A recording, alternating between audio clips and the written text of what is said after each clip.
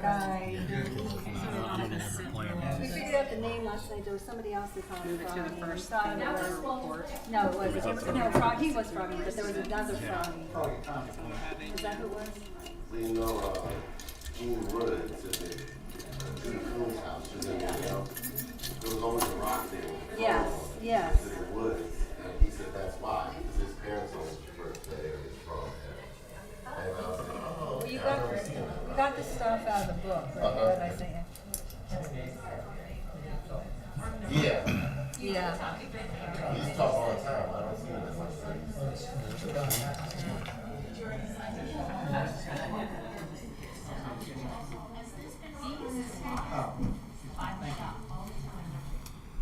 You all ready? I did not. There, you all ready? Okay. All right, good afternoon. I will call the town council meeting of September 13th, 2021 to order. And the first order of business would be the invocation and the pledge. But I would like to have just a moment of silence for the 20th anniversary of 9/11 a few days ago. So.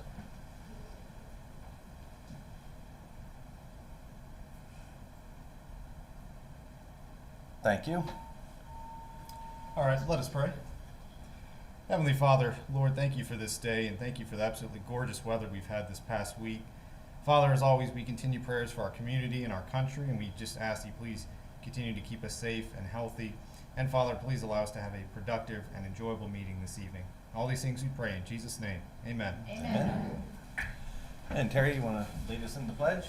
I pledge allegiance to to the flag of the United States of America and to the republic for which it stands, one nation, under God, indivisible, with liberty and justice for all. And we've got a special guest with us today, Jack Meyer, Boy Scout Troop 420 of Leonardtown. So welcome. Thanks for coming. Okay, everyone should have received a copy of last month's minutes. Any comments, questions? I move to approve the August 9th, 2021 minutes as presented. A second. Motion and a second. Further discussion, comments, questions? Okay, hearing none. All in favor? Aye. Opposed? Thank you very much. And Rebecca, Treasurer's report, please. So for the month of August, I transferred $500,000 to the local government investment pool. We did receive the first installment of the American Rescue Plan allocation for Leonardtown. The total for this tranche is $1.88 million. A similar amount will be received in 12 months. I did establish a separate MLGIP account to track that money. We will have to provide periodic reporting, and I'll just remind council that my recommendation is that that be allocated towards the upcoming capital improvement projects, new water tower, and wastewater treatment plant expansion. And of course, it's mandated, it has to be infrastructure, so it's not like we can really do much else with it. There So. are very limited uses Yeah. for which you can be a part of. When does that have to be spent by? The final date, I think, is 2026. Okay. Has to be obligated by 2024, so we should have no problem meeting that requirement. Okay. So I'll briefly go over the draft FY 2021 financial report. As is customary, after June 30, we continue to get some revenue that applies to the previous fiscal year. We pay invoices that apply to the previous fiscal year. So just a couple of comments. There are some revenue items that we know will not come up to what was budgeted. Accommodation tax, purely a result of the hotel not being open for the full fiscal year. Highway user revenue, I did see that they have programmed our final payment for highway user revenue it's in the amount of 53,000. We were 55,000 short, so we'll almost get there for highway user revenue. Of course, the county passed the waiver of the liquor license for the fiscal year. So the only money that we will receive is there in that report, and that's what was collected last fall. You will see some various expense over shorts throughout all the departments. There are some departments that are over, some that are short, but in general, the fund itself should be in fine shape. Enterprise fund as well. Good, thank you. So for FY '22, we are 17% through the budget. You can see that the property tax levy was reported, and that has already yielded more than expected.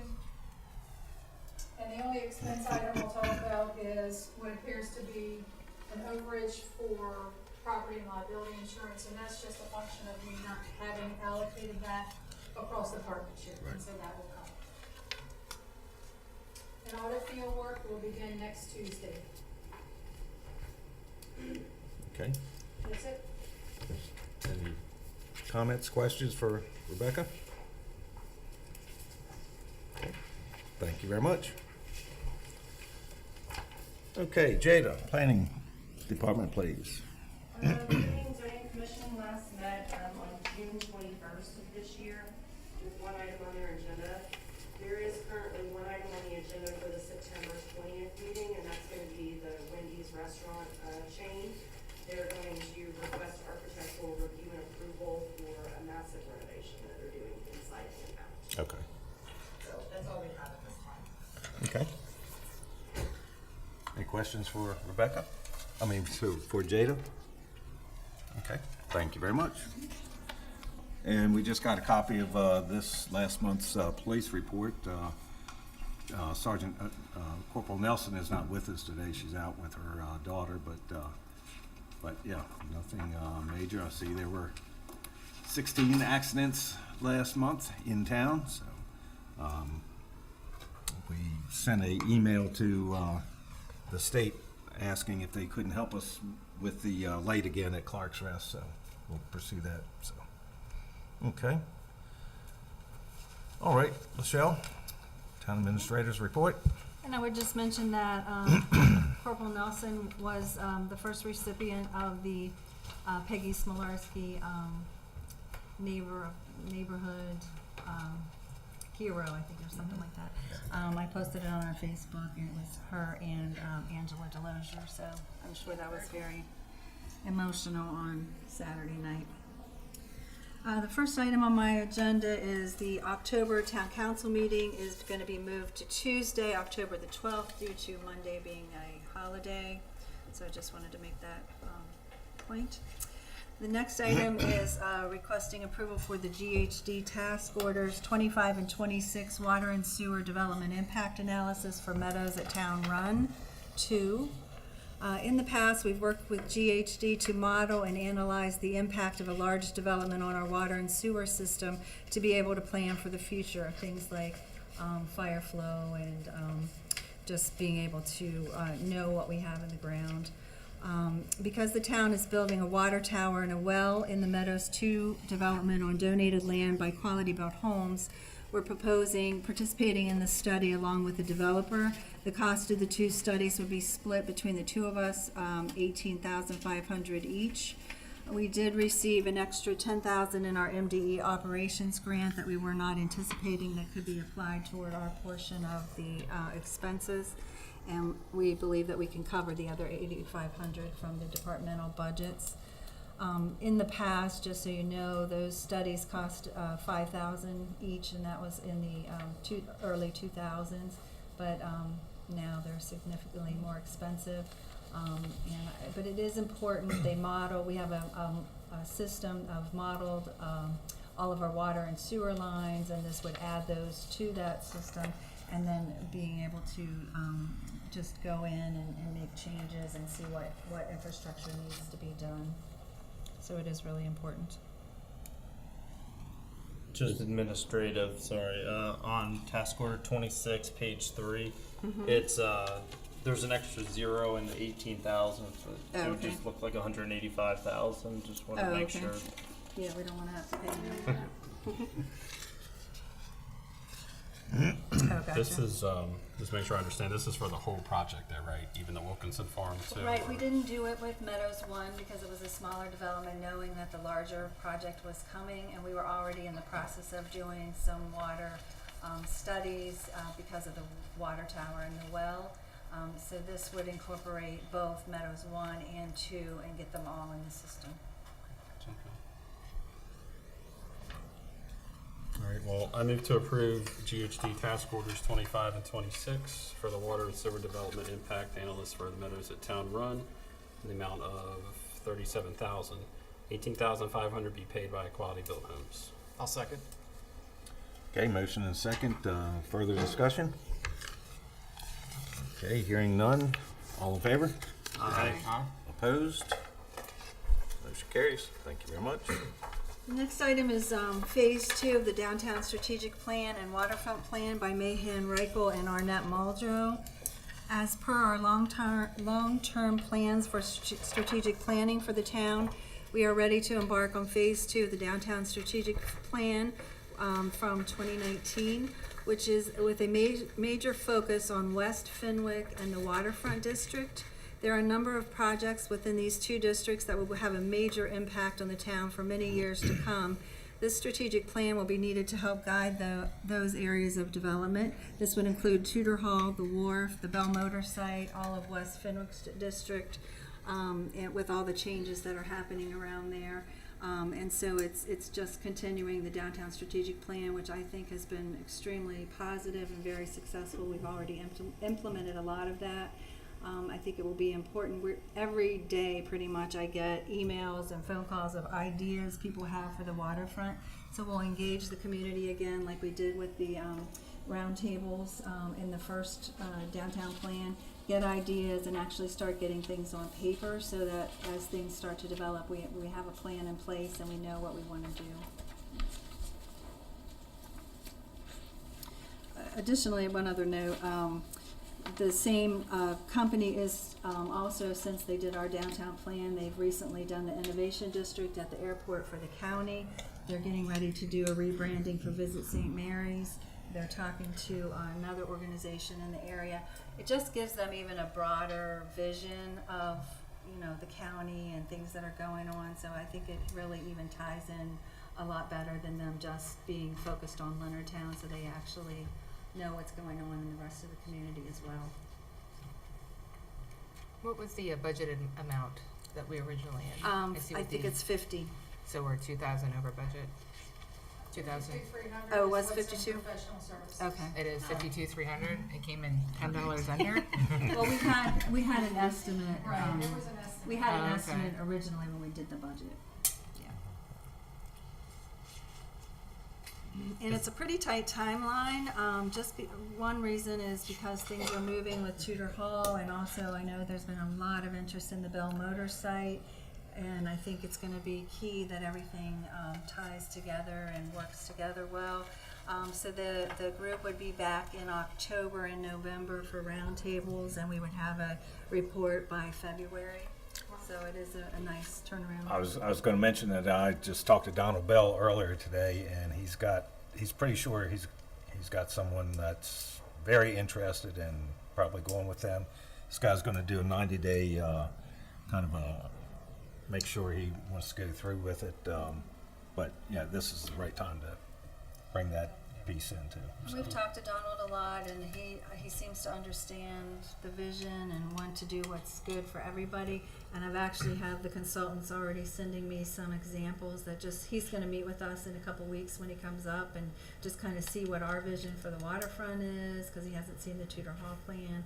And I'm going to have some examples of this type of infill development that we can just at least show him, so that he has the vision as well. And he's actually let Weingartner out of their lease as of Thursday, the 15th. Yeah. Wow. So, He yep. does have somebody interested in Yep. it. I think multiple, Yeah, there's Yeah, multiple I mean- people that have contacted us about it. Should give up that lease. There was 2 years left on that, I Right. think, is what I'd heard, Right. yeah. Okay. So is this the last phase? Was it just phase 1 and 2 planned, or is there another phase planned after this? This is all we have That's planned what I was right trying to now. think.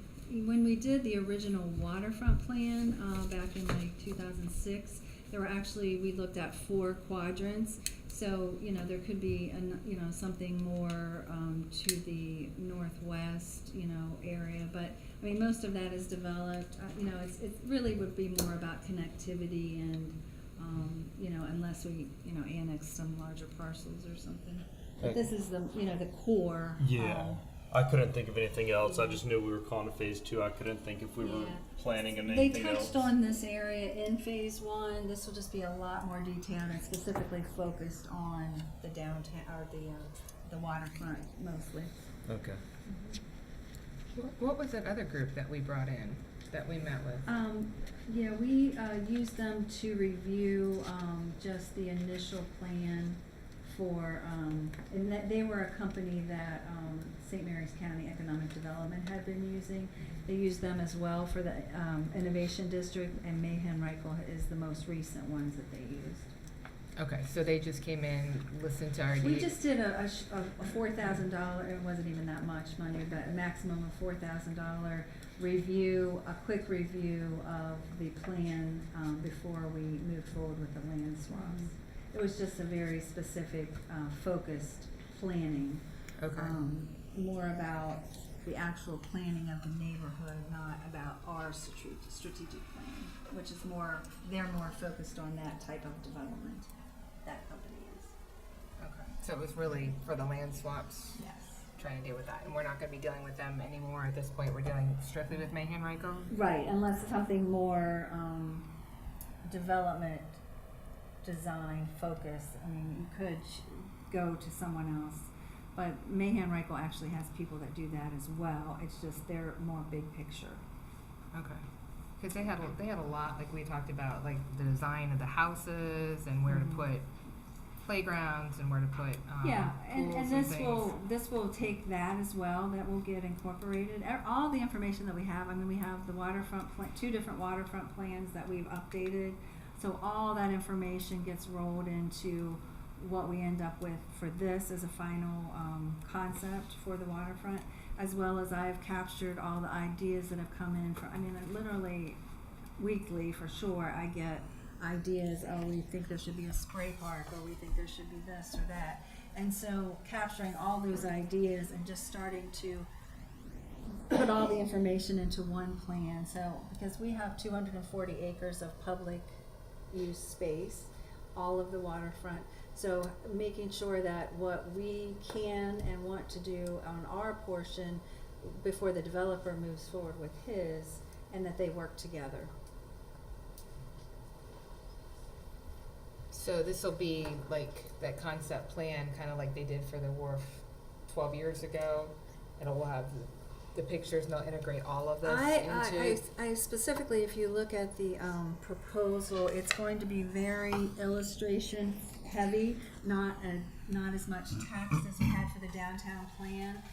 It's really what people get more out of, and you can use for meetings and things like that. So I think it's going to be a lot, not like a big book like the downtown plan was. I mean, there was illustrations with that, but this is going to have a lot more of that because I think it's going to be more useful. So we'll end up with a concept plan with, actual placement of ideas such as the carousel and things like that, and how they all tie together with the private development. And then we'll be able to slowly do grants or do whatever pieces we can afford Once to you do. have, once you have it on paper, it's a lot easier for people to visualize and get behind. But it was such a great, we had over 100 people participate in the downtown plan process, and everybody could buy into it because it was their plan as well. So that's what we really anticipate doing for this as well.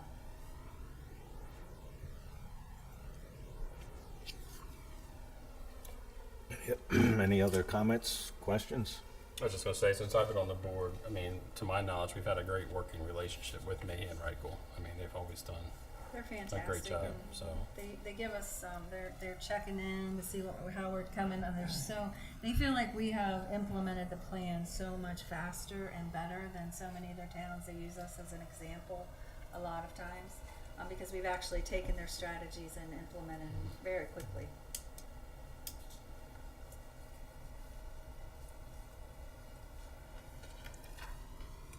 All right, well, I'll move to approve the contract with Mahan Reichel for Phase 2 of the Downtown Strategic Plan, West Fenwick District and Waterfront District in the amount of $52,290. I'll second. Okay, motion and second. Further discussion? Hearing none, all in favor? Aye. Opposed? Thank you very much. Okay, the next item is just a one-day extension of premises request for the concert, the Amish Outlaws concert on October the 16th. 2 restaurants have asked to extend their premises per the drawing that I put in your packet. The Rex and Antoinette's Garden. They would like to expand seating out to the edge of the sidewalk. There will still be sidewalk open in front of their seating around the inner square, and then the regular sidewalk, so people will be able to pass by. And what are the hours? Did we determine that yet? 12 to 9. 12 to 9 is what the concert's going to be? It's gonna be all day, yeah. Yeah. And the concert's going to be in the middle of the square? Mm-hmm. The whole upper square will be shut down for the Okay. concert. Joe, you want to just kind of give a little more background on the events or? Sure. So I think this ultimately all started before COVID. The LBA, we had talked about the concerts in the middle square doing more quality over quantity, larger venues, and more of an all-day event rather than, just a few hours for so many weeks out of the summer. The traffic pattern, blocking everything off, sometimes it helps, sometimes it hurts us. So ultimately, we just wanted to come up with some events in the middle that when we did it for all day. Our customers and the people in town could get the feel of, more of a festival or music festival, and things being that way rather than just closing things off for so long before, closing things off for so long after, and having a hurried little rush in the middle of the small thing. So that's where it started, and then we had some of the citizens here in Leonardtown come to us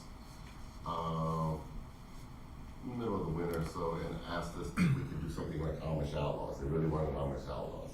So that got it going, and we put it into motion, and then we kind of tacked on. A good friend of ours, Dan Norris, is having some medical problems with cancer, and we're going to benefit him for this. But I think the LBA and several others would like to, when we shut it down, it's all shut down there. And people sit in the middle or they sit at the restaurants, but there's so much space that isn't being used, and cars can't go through, but nobody's using it there. And it just makes sense to have a larger footprint for each restaurant to put out extra tables and chairs and rope things off. And I think this is a good litmus for future events once or twice a summer to really use the whole square there. Okay, so it will be roped off so people can. Yeah, we'll have our own Okay. area in the footprint, and we'll, of course. And that's what's on the map here, so. And I did reach out to everyone in the square to give them the opportunity, and these are the only 2 that wanted to participate as far as restaurants. So I think I ask this question every time, so I'm going to ask it again. And what's prohibiting? So when the way you described it, so I always pictured the Solomon's concert series or Calvert Marine Museum. Whenever you can walk around with alcohol, there's rules preventing us from saying this area is blocked off and Yes, we can't open so it up. we have the authority to say someone could bring in alcohol from home, which we're not doing at this concert, is that correct? No. This is an LBA concert, it is a benefit concert, so we're not opening that option for this concert. So, other than that, if someone purchases a drink from the Rex or Antoinette's or Sweet Bait, they have to stay within their approved area, which for this day would be this mapped area that we have. And they can't take the drink from the Rex out into the square. it has to stay in his confined area, or Antoinette's, or whoever they bought the drink from. Okay. And that's what I didn't know if you could say, and I guess not, like this confined area is this over here and this confined area is over here, and then you can't extend that out any of the confined area. I mean, we could make it as big as you want for that, but for wherever they're buying their liquor from, they have to be in a licensed area for that company. They can't just free walk around the square with that alcohol. Okay. And we'll have to go in front of the liquor board Yeah. for this and prove that we're roping off the area and providing ample security for everything, and, you know, make sure that, I think in the future, you might even have some restaurants that are very close together, and it would be possible to just go right across the rope, right? But that will always be something that we have to take very seriously, and it's our liquor license, so. Yeah, and the reason I asked that made me ask again is because, I mean, on Saturday I was at the Food Right. and Wine, or Yeah. Food Festival, and I had a beer and walked around and ate. You So. did? I know. It's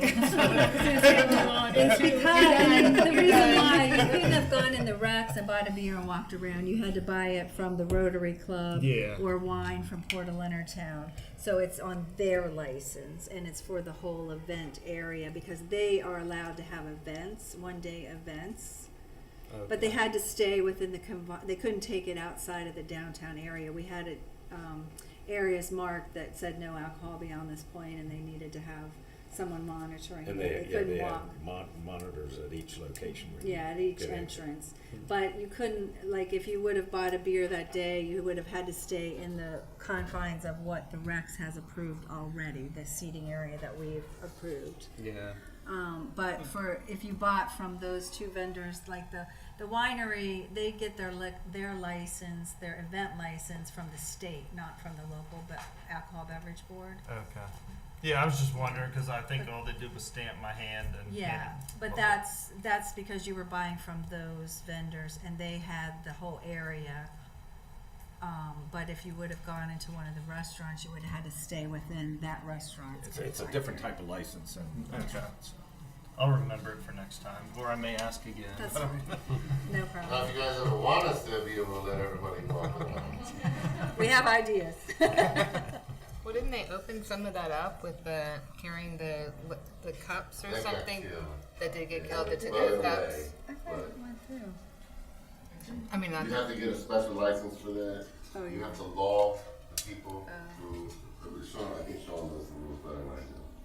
You have to log, if you're going to deliver the alcohol to somebody's house, you have to do delivery logs.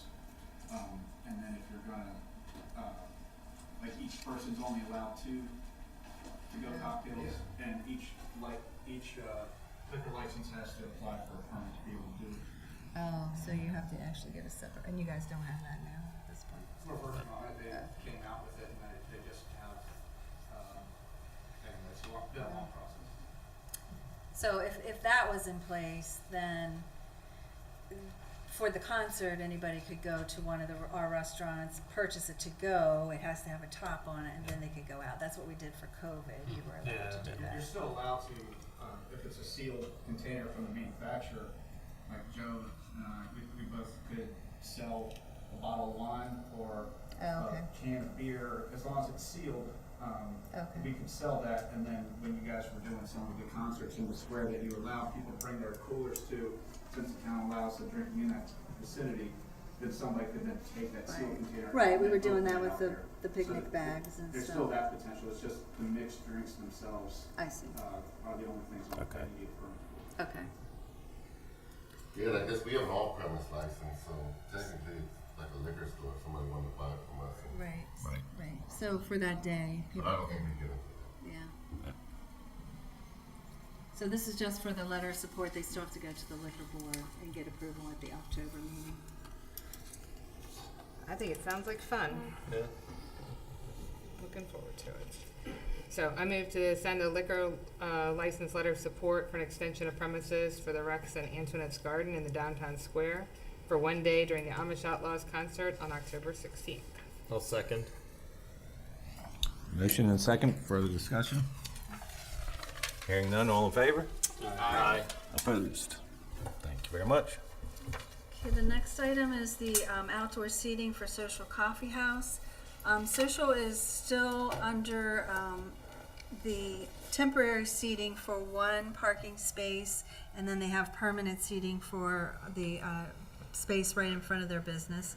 The temporary seating was on a case-by-case basis, and the outdoor guidelines that we recently adopted were specific to the permanent seating. So now all the seating in the square has been gone to permanent. It is under the outdoor guidelines. And prior to COVID, Social had received approval for one permanent space, and they've been utilizing a second temporary space. So they went to the liquor board last month to extend that temporary through October 31st. And we've also made some other changes on Fenwick Street to help with the parking situation. We did add 2 20-minute spaces, one on each side of the street, to help with businesses that have someone that wants to just run in real quick and purchase something, or the dry cleaners, that sort of thing. The wayfinding signage is in production now. It's been a really great process with Beltway, and they're anticipating in the next 4 weeks or so. So that's going to help people find the parking, and the signs are beautiful. I'll show you those in a little while. We've also put out a plea to ask the businesses not to park on the street, to park behind their business for all, they park all day in front of their shop. That takes up a space for a customer. And then the alleyway project, I'm going to give you an update on that in just a little while, and that is going to really help also with getting people to park in the alley or in the parking area that we have, public parking. So the decision had not been made yet on the outdoor seating for the temporary space that Social is utilizing, and so I am putting it on the agenda for a decision on that, whether it can continue, or how long it can continue. And I know that Sean wanted to say a few things to try to help discuss the issue.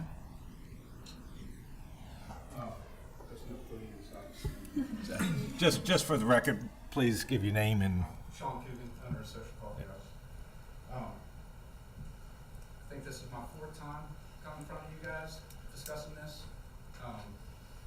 And I would like to be able to move forward with a plan and knowing what to expect from the board, and so I can plan and know what we have to work with as far as our seating capacity.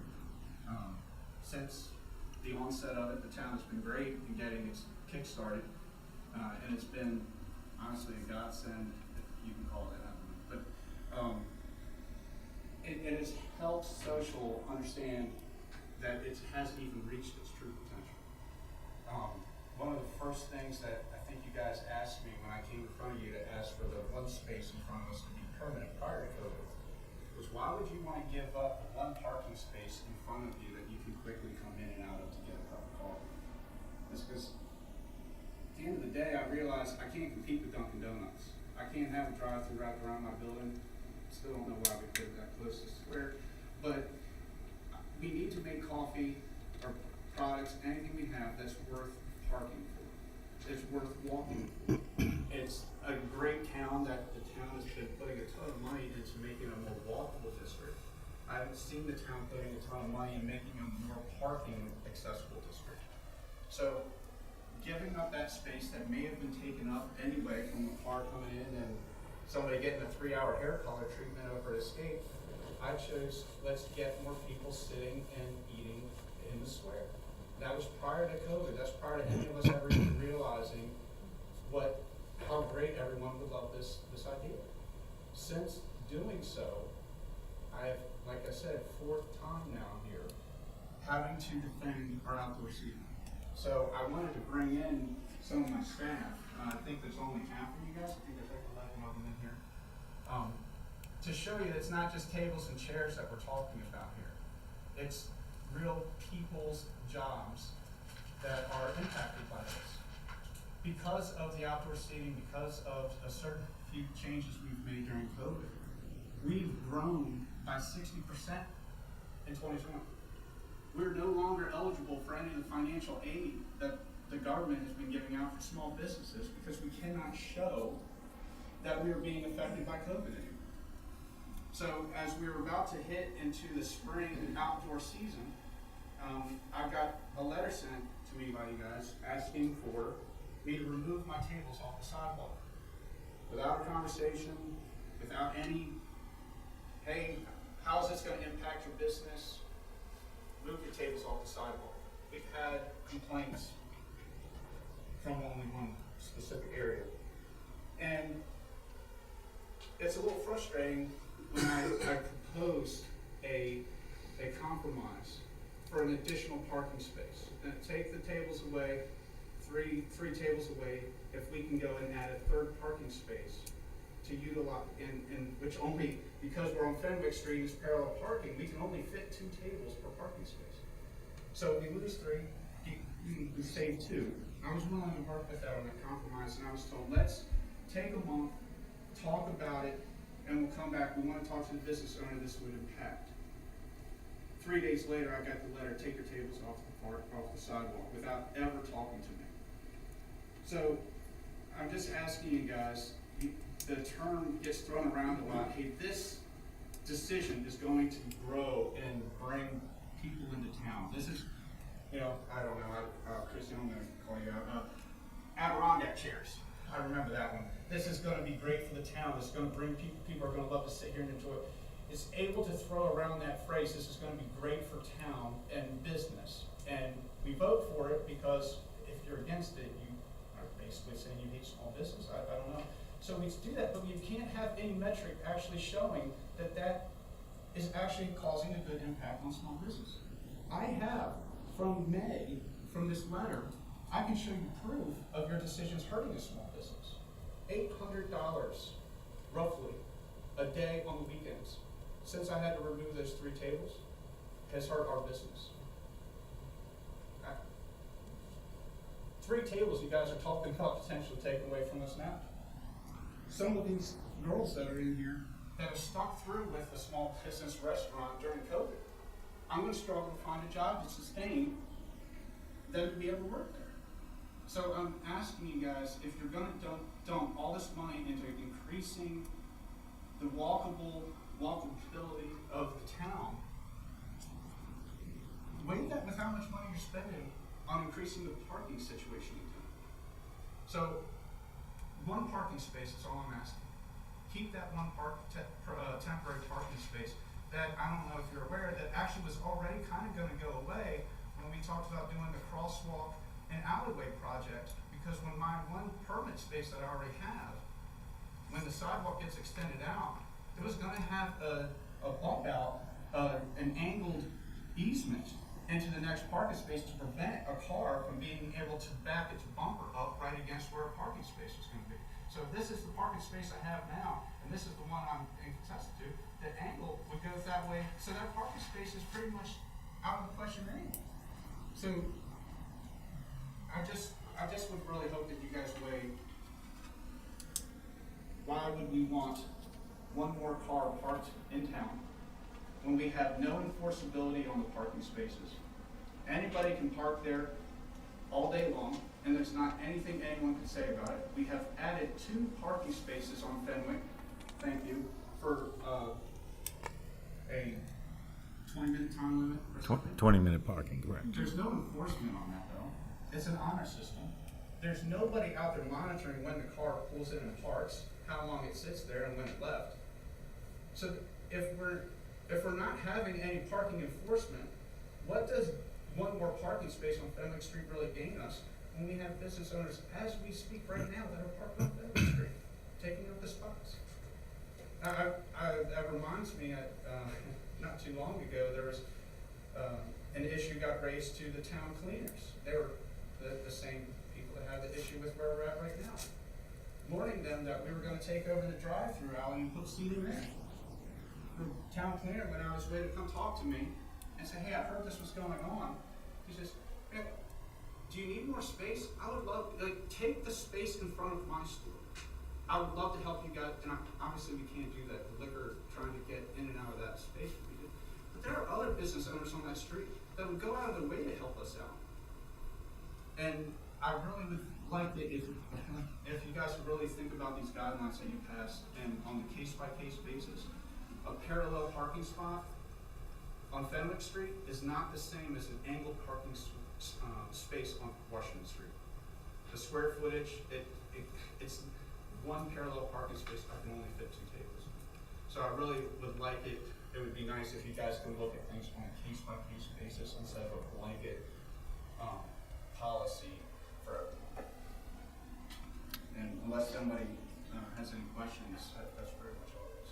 I was just going to ask you, I know you're looking at moving, any time frame on that at this point? Not that I'm willing to talk about publicly. Okay. I will say that's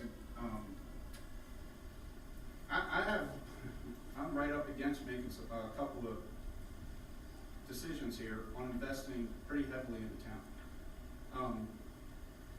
I would like to be doing that with a positive outlook on it, instead of wondering if I'm having to deal with this much grief over one parking space. Why would I want to go and turn around and grow and get a bigger space and have to keep doing more? Like, I would really like the town council to be a working partner with me on this instead of someone that I had to worry about impeding my investment. Having said that, we're not leaving either. In that, if we do that, if we move to a larger spot in town, we're staying. We're going to hopefully keep investing in the spot that we have right now. And I understand you're going to have something there, but at this point, you're not sure exactly what you're going to be putting in there, correct? I'm not sure what we're willing to Right. talk about publicly. Right. So, I mean, kind of my thought is, maybe extend it for a while until you know what you're going to do, and because it is still temporary, not make it permanent at this point. And like I said, looking at what the actual, especially looking into the alleyway project that Michelle's been working on with the sidewalk and how that ties into, what would you call the side that I'm on, the west side, or the east side? North side. I don't know. Anyway, the side of the street social's on, that is going to get bumped out, and we were talking about putting a crosswalk in, and tying that in with that alley that runs along Escape, used to be Quality Street, and dumps into the hotel parking lot. So when that project, whenever that would happen, and actually I was right up against, this is one of the things I was talking about, is it would really be nice to know what the actual plan is, so I know what to invest in. That project alone was going to cost social almost between $10,000 and $15,000 of social's own money that I was willing to invest into a sidewalk I don't own, to help increase the walkability and everyone actually being able to enjoy that area. It's extending that sidewalk out, allowing more tables, tying it in with a crosswalk so that customers feel safer when they're playing cog or going across Fenwick Street, which honestly, other than writing stop or slow down on the road, nothing has been done to help really, and putting a stop sign at the end of Fenwick Street, which is only screw traffic up even more. So, no offense, but we need to look into that. We need to figure out where the backbone that we're going to have and what goals we're trying to set for the town on this whole restructuring. If it's a walkable area, I know that you've got a lot of partners along with me that would be willing to work with you on that. If we're still trying to figure out how to keep it like it was 30 years ago and have Route 5, for those of you that are young that don't know, Route 5 used to be Fenwick Street basically. It's not that anymore. And I know you, but we even have some customers that showed up today. Yes, I came straight from teaching in Calvert County because I am in 100% support of social, being able to keep your outdoor seating. It encourages and supports the community that I've seen happening here in Leonardtown over the last 20 years. And I much prefer more outdoor seating to encourage the outdoor use of these facilities through December, and to encourage more community actually support. I would rather park up the street at Dunkin' Donuts and use them as a parking lot and walk to social. We might use that. We need to, I'm Kara Forrest. I've been part of the Hollywood Leonardtown community for 24 years. I'm very passionate about our small businesses that have come to be the heart of Leonardtown. And if Leonardtown cannot support these businesses, then we are doing Leonardtown a disservice. Because the first thing I want to do when I park and run through town is go sit at Social and enjoy the outdoor atmosphere. I can't tell you, I will go out of the way to come here before I go to a Dunkin' or a Starbucks or any place on 235. We need to keep moving forward with Leonardtown and supporting Social. They were at the forefront of the outdoor seating when COVID hit. One of the silver linings of COVID is that I saw this town wake up to the possibilities of outdoor seating, outdoor gathering places, really creating more of an aesthetic that brings us outside to enjoy our natural environment. And I prefer to park up the street from Fenwick and have these businesses thrive. They're one of the hearts of Leonardtown. And so I just came here today in support of Social Coffee House. I mean, you talk about having a vision for Leonardtown and making it, you need to continue to make it pedestrian friendly. You need to continue to support these small businesses because I am one of several friends and community people that love Social. So I just wanted to come speak today. Thank you for those comments, but let me give you just a little more background. When we did the seating, we agreed to do the seating on the sidewalks and in some of the parking spaces, but we've got a number of people that have business that wanted spaces in front of other businesses, and we've got several that have done that. And we simply asked for a letter of support from that business that they're using those spaces in front of. We've got one other business that's already gotten us that letter from the owner of that building. Unfortunately, the owner of the building next to Social will not sign that letter of support.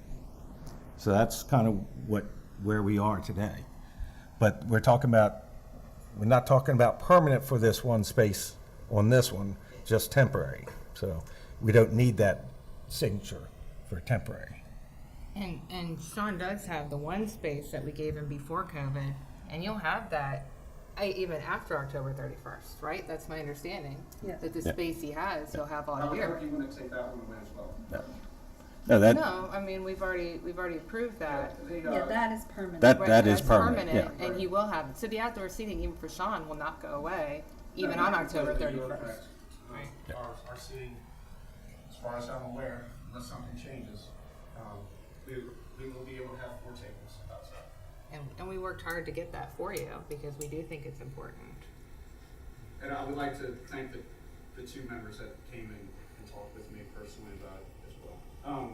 I will, like I said, in case it wasn't clear earlier when I said it, is you guys actually, not that I'm against concerts, you guys just shut down the square for an event. Not a single one asked, hey, all the other businesses signed up for it? Or is everyone okay with shutting down the street? How's that going to impact their business? You guys didn't ask that. We do things all the time for what we think is the greater good of the town as a whole. And I'm just asking, if you have no control over what goes into a parking spot, simply ask yourself, what would you rather see in that parking space in town? People enjoying themselves. And the highest COVID case rate currently that we've ever had is right now. And people still are worried about it. And they want to sit outside. And yet we're talking about taking it down. For what reason? I'm just asking, what reason will we have to get rid of? So a car can park there? Or I don't know, what would you rather have seen? When you look out on Fenwick Street, would you rather see another car, or would you rather see people enjoy themselves? I'm not asking for the entire Fenwick Street. The business that refuses out of a reason, fortunately for them, they actually have at least 2 spaces in front of their business.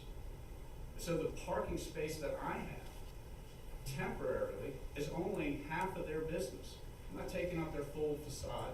There are a number of other businesses, as Dan mentioned, that have been willing to give up their entire facade to help out the restaurants. Unfortunately, I got a bad luck in getting the neighborhood that I did. But I mean, we're not asking for everything in the world. We just want to be able to continue with how we've been doing things, so that we can continue growing, continue investing in the town, and continue being the largest and fastest growing coffee restaurant in Southern Maryland.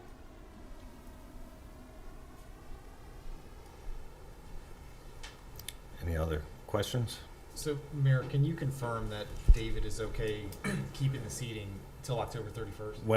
When I met with him, he said as long as there's a end date in sight, he is good. He didn't say definitely. I mean, I said like October 31st, but he said as long as there's an end date in sight, then he's fine. Okay.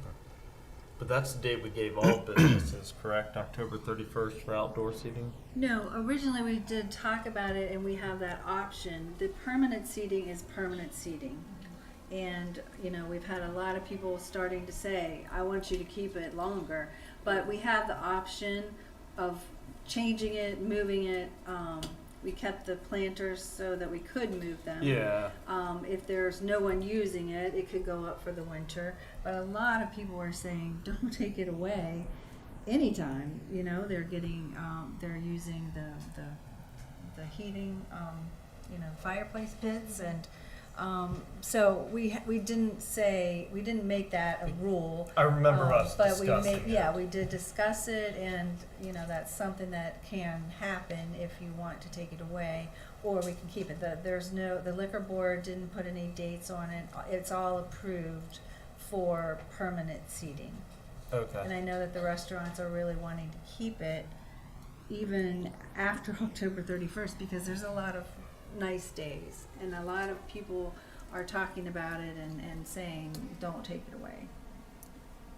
So Yeah, but I just was Yeah, we wondering didn't make this it October 31st date. I didn't know if that was coinciding with. I couldn't remember the No. what the guidance was. I Yeah. thought that was the end for in front of Antoinette's, and all of the outdoor seating was We October said- 31st. we had talked about that date, but we did not put any, there's nothing in writing that says that has to go away. No, October it- 31st to March 31st, I thought. is what we had talked about. Yes, And we didn't but, put that in the sidewalk plan? the guidelines, it may even be in the guidelines, but those are not in stone. Those are, and the liquor board didn't put any time limit on it. So we were gonna see how it works, and, you know, if people are still wanting to be out there, there's no reason we have to take it up on October 31st. And I think you're gonna hear from a lot of people that they don't want it to go away.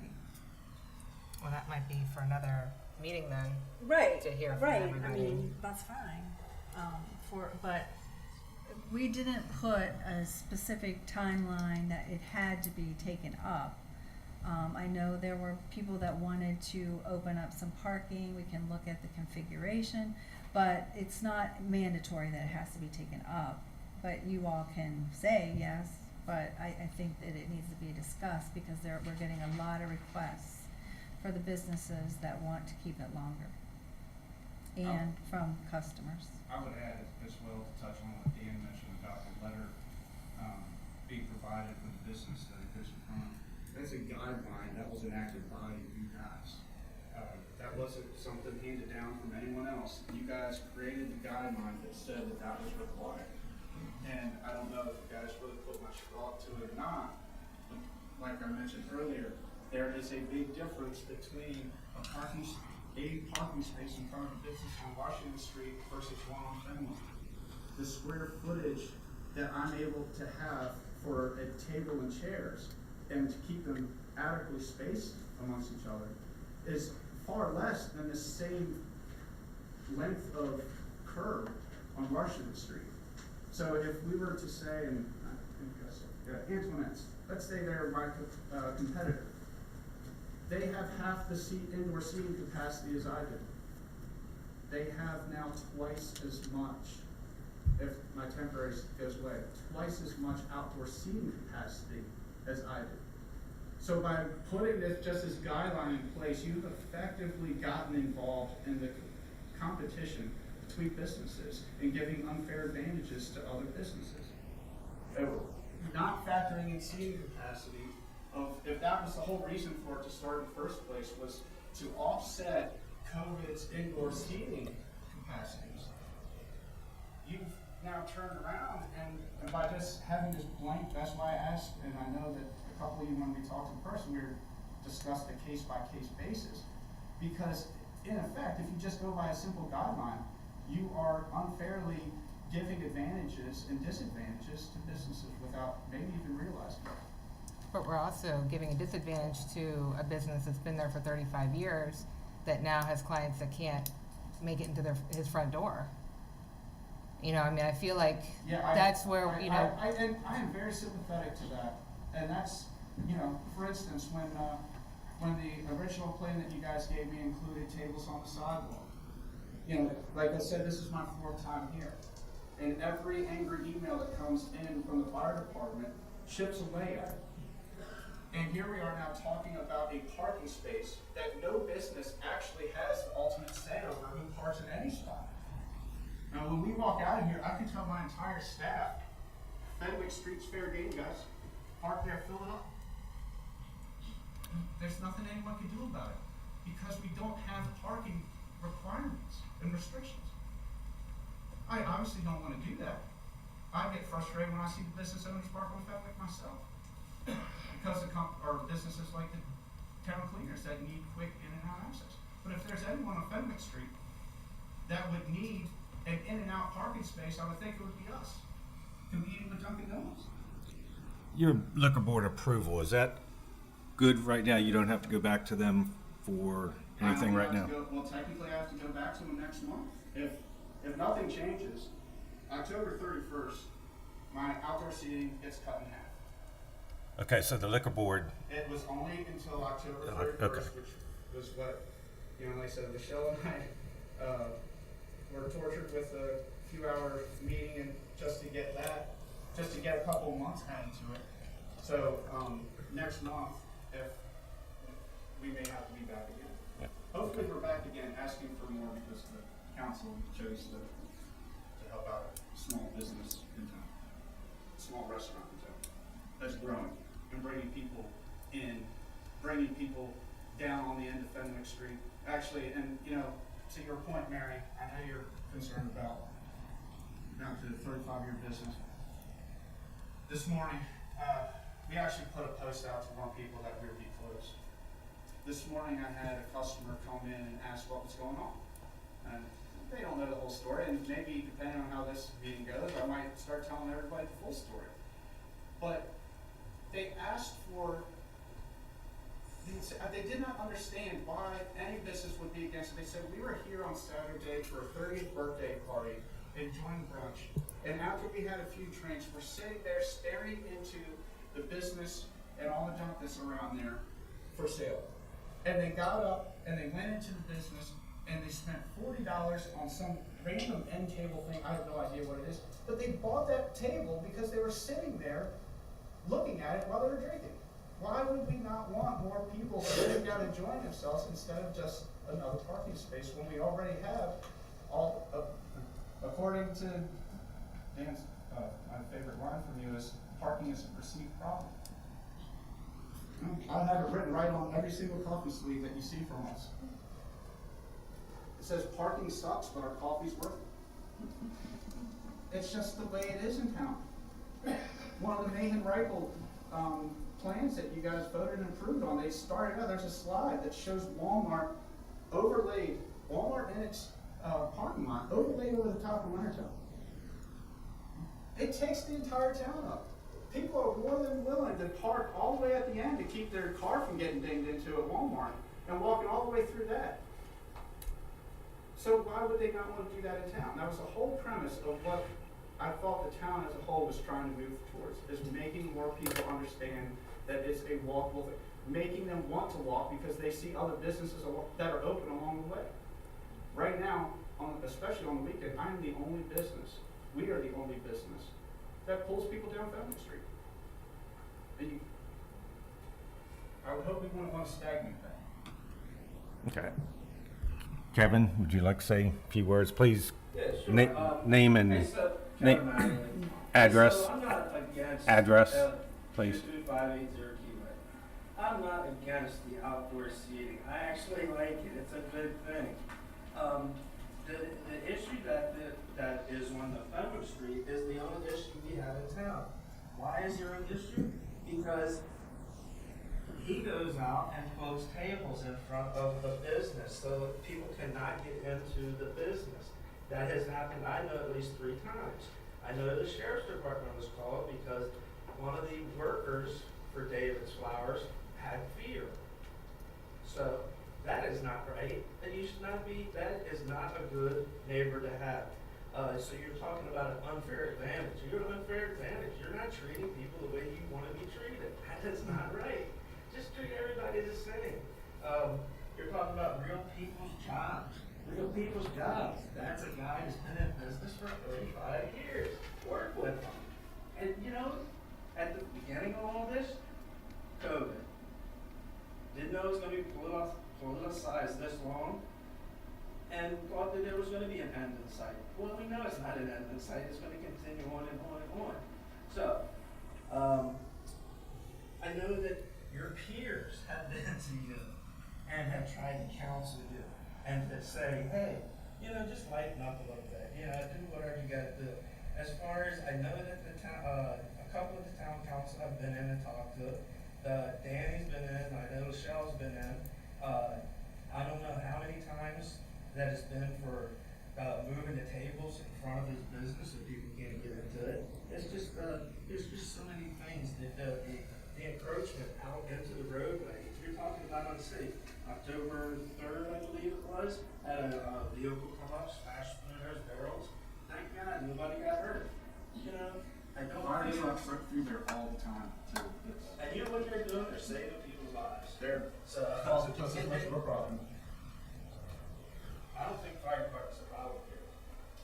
You know, you're talking about seating in front of a business that's been established, and you want to take that away from it. Don't bring the fire department into it. It has nothing to do with it. So just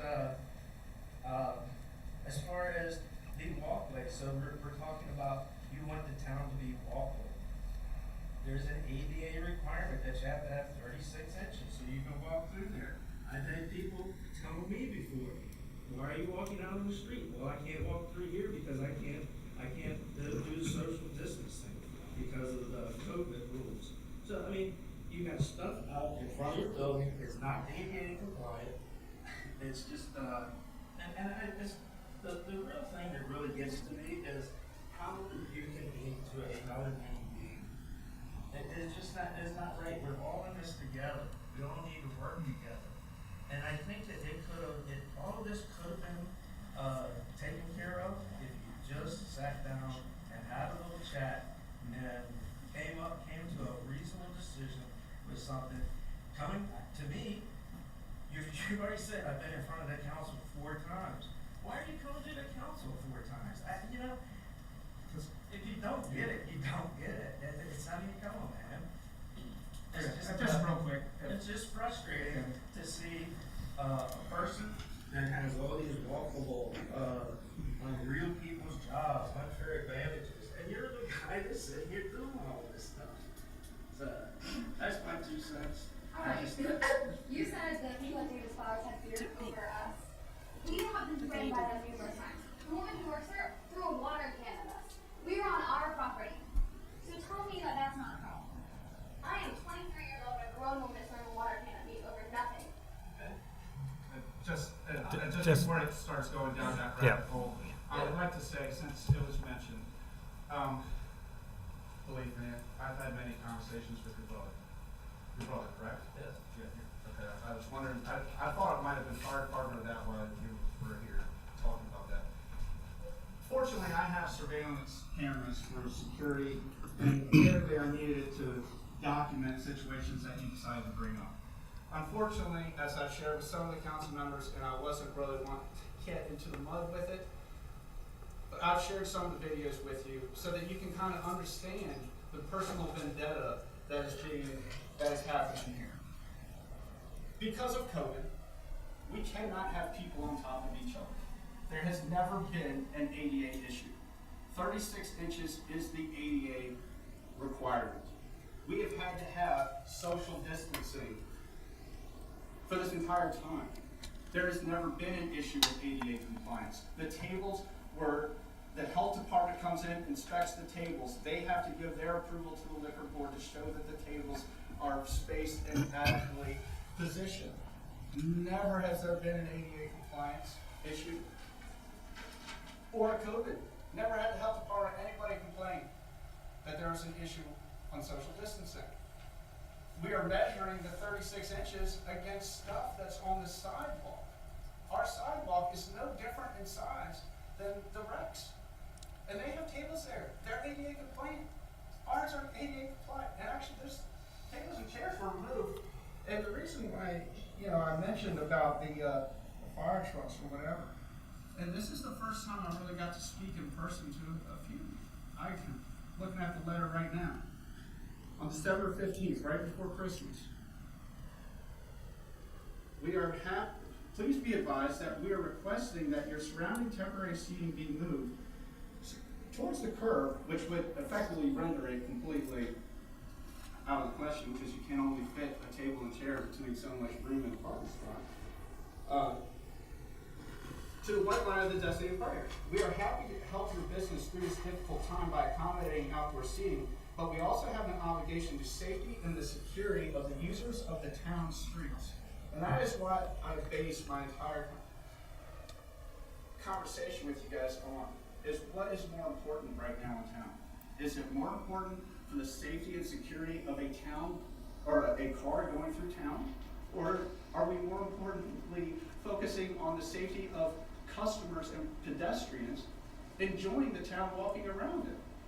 Where are we putting our money? We're putting it into making it more walkable, not so that cars can rip up and down Fenwick Street. That's where the whole stop sign at the end of Fenwick Street came from, was to try to slow people down. Unfortunately, the car that ran into our outdoor seating area did so because they weren't paying attention and doing what they're supposed to as a driver of a car, not because the space is unsafe. We had a car run through the post office, a car run through the Rex years ago. I don't see you guys shut down the post office.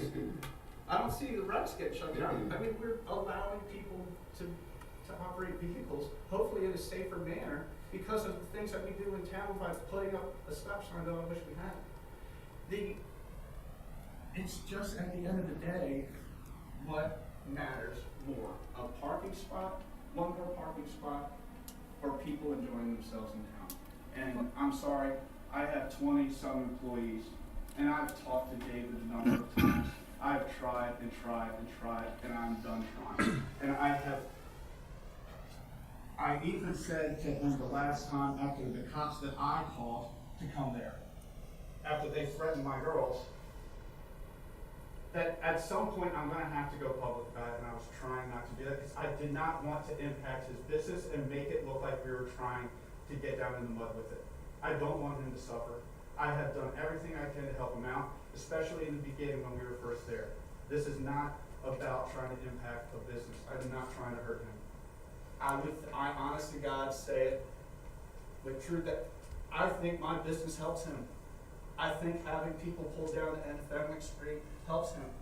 And one of the reasons I am looking at moving is because I cannot have with any certainty what my outdoor seating is going to look like a month from now. I can't plan for it. So now I have to look at moving into a whole other building. Hopefully by your guidelines, I should have plenty of seating. So, okay. we need to, I'm asking somebody that actually cares about the town and wants to keep it growing. And I really think that if you follow your strategic plan, what we're doing is right in line with that. Thank you. Thank you. Just one thing I did want to mention as far as the ADA compliant. The only time I've noticed that you weren't ADA compliant is when a customer pulls a chair around, which, you know, that Can't just, control that that. happens, right? So We you try to avoid it, but yes, yeah, every I mean, now and that's then, going to a customer happen no will matter pull a what, so, chair. right, exactly. I think so. it's gonna happen everywhere. that Right. there's- I mean, the waiters and waitresses need to just make sure that they say Yeah. something and try to You make sure can't that have that. if you can call a table permanent, Right. which we could, that would be where the ADA compliance gets measured to, for the most part. As far as the health department's concerned, the COVID spacing actually measures from the back of a chair to another back of a chair. Yeah. And, you know, you did agree to move some of the tables did. off the sidewalk that, We did. so But you people guys could said get that- that notice into we his did move business them. easier, so, Mhm. yeah. So you have been working there Yeah, the with tables us. have been, were requested and on in May, and that's how I know that $800, almost $800 a day in the peak of outdoor seating season is gone. And we did it trying to be neighborly. I was hoping that we would get an additional parking space to help, you know, Yep. but it didn't happen. Sean, can I ask you a question? How would you feel if David put a flower stand in that parking space in front of his shop? He's got 2 parking spaces, I only have 1, so if he wants to put a. He has two, in he the has other- two businesses. I mean, he owns both buildings, so both parking spaces are in front. So yes. If you want to put a flower pot in front of a parking space in front of his business, right now, Where you currently have chairs, well, if you took, technically, if you guys are fine with it, then it is what it is. I just don't want you to take my tables and chairs down in order to put it there. but that's what I'm saying, it would be that Yeah, if you space. guys That vote space to- in front of if his. if you vote to remove the parking area that I have right now, and he wants to put a flower pot there, then he can go all in on that. And that's going to my point, is that there's nothing keeping anyone from taking that space up. There's no guarantee that having a parking space is gonna increase somebody's business. But it's not for us to determine that your business is more important than David's business. We're not asking that to be determined, we're asking what is more important.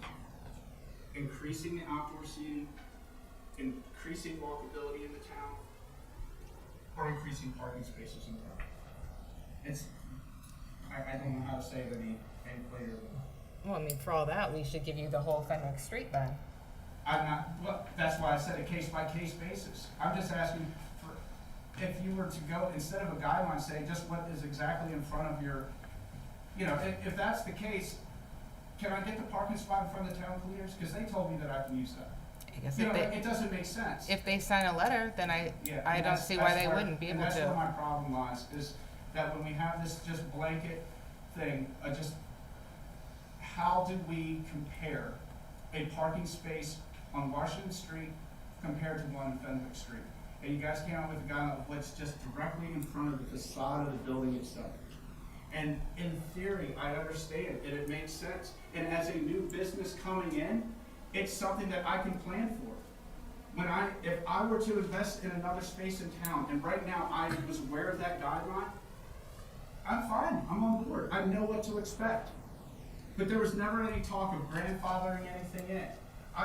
When the town put the outdoor seating in place, you guys brought out all those orange barricades at a cost of over $2,000 a month to you guys. I went and invested my own money into the barrels and saved the town $800 a month because I went and purchased and I had more plans for the seating area, but I stopped because I didn't know, I couldn't plan. I didn't know what would come of it. So for month after month of $800 I've saved you guys. I'm not asking for anything from it. I just think that maybe you guys should look at it as I'm willing to invest in it. I'm willing to keep moving forward with this strategic plan that the town's put in place. That's why I'm here. And to finish things off, I really think that how does the town and somebody that is supposedly working for business retention and development. And that's your number one criteria for here. Absolutely. How do you bring in businesses and attract more businesses in town that go along with your strategic plan? And that's by continuing to keep pushing forward and getting a backbone, and when there's things that pop up that get in the way of it. What if there's talk about one time turning Fenwick Street into a one-way? If we did a one-way street on there, how many businesses would complain? At some point, if you want to make a drastic change in town, there's always going to be people that are upset. And I'm just, if you know the vision that you guys have, and you're willing to have the backbone to push forward, it'll work out. Okay, Sean. I think we gave you a vision in our plan. We passed it last month. We have a vision, and here it is. And you don't like it. Unfortunately, it was after we had already started, and I just wish that you had talked maybe to me and asked me how it would impact my business going that way. But moving forward, just even saying something, grandfathering it in.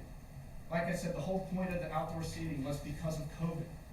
We are still in COVID. I'm not asking you guys to put up a wall and turn that into a permanent social property. I'm just asking for as long as that social is still in business trying to manage this pandemic, that we keep the outdoor seating. Okay, Sean, since this may be a temporary location for social, for right now, what are you know, if we give you a date of, I'm just throwing it out here, December 31st, for now, that would give you time to know whether you're moving or not, and then we can readdress the situation. Yeah, at a minimum December. January is probably going to be more like it. Well, if that works for you. any further discussion, any comments from the council here? I disagree. When David graciously gave him that space when COVID started, he didn't give a space that he thought was going to be gone for the next, 2-5 years. For this to come out, I feel like, we've given you the opportunity to get a letter from him. If he signs a letter, that's fine. We're happy to let you have the space.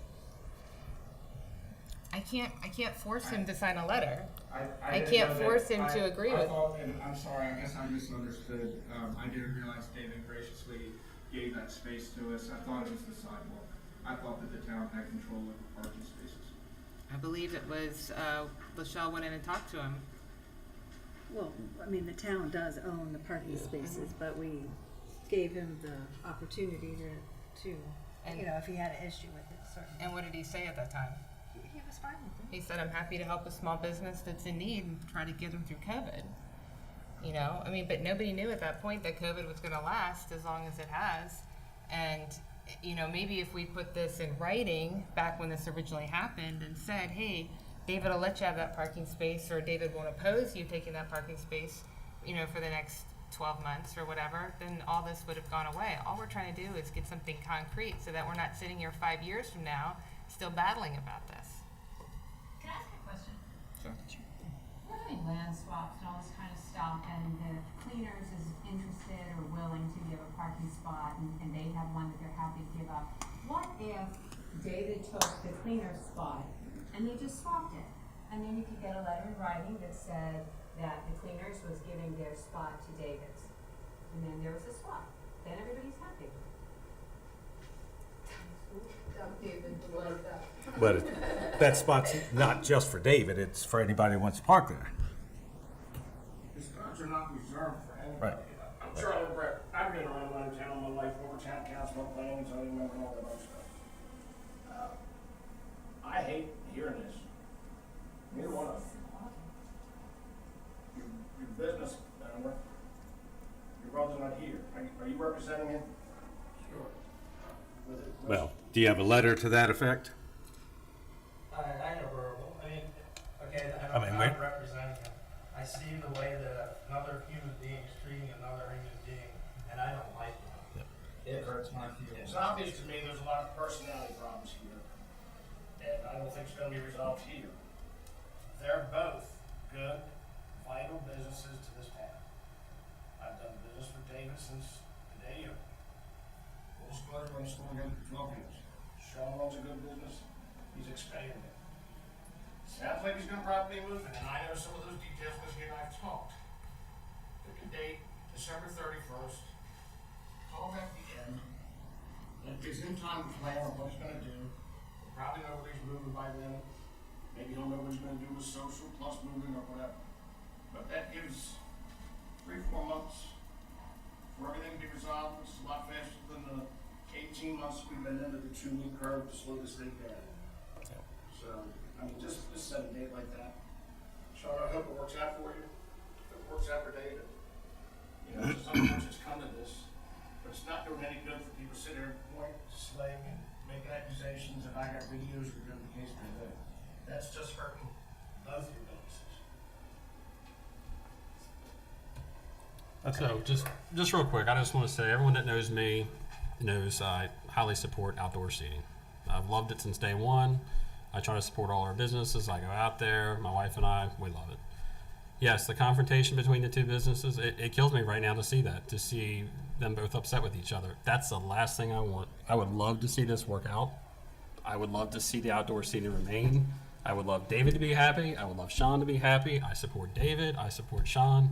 I support all the businesses around town. Seeing the confrontation's hard. That's something I don't want to see. I want to see everyone happy. I want to see everyone get along. I want to see businesses work with one another. I mean, you guys are feeding off one another, your businesses. I've always said that. Social, yeah, you probably bring people to David's. David's probably brings people to social. I mean, that's the way I've always seen it.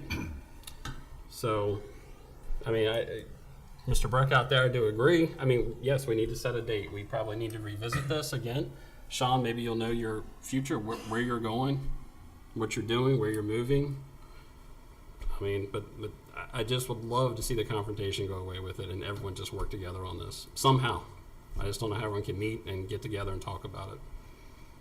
That's just my opinion.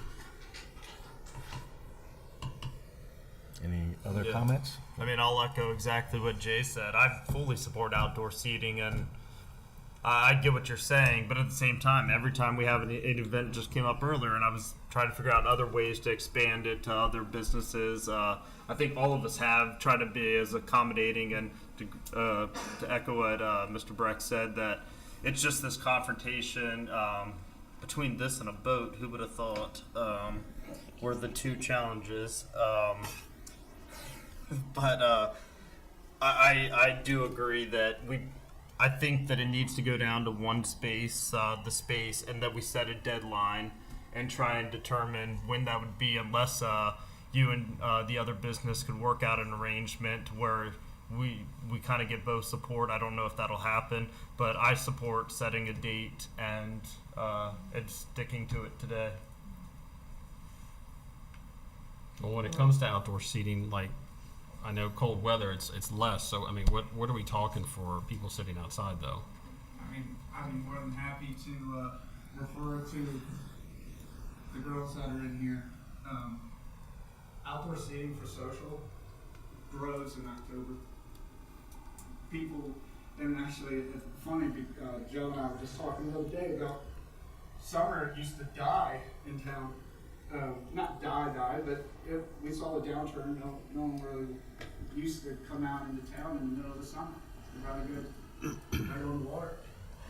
We didn't see that this year. People have been coming out more into town than they ever have, even in the summer. And for us, the fall and winter, especially with our outdoor heated tables that we invested in, people really enjoy sitting out there. I mean, I have pictures of people out there in the snow. I just want to speak again really quickly about, again, I'm supporting this business, all the businesses in our town. And the thing is that really for me, outdoor seating is what I look forward to in October, in November, and December. I mean, Leonardtown's a small town compared to where I grew up in Portland, Maine, where they have literally been shutting down streets adjacent to Commercial Street through the winter and having outdoor heating, okay? So there's just so much more that all of you can tap into by allowing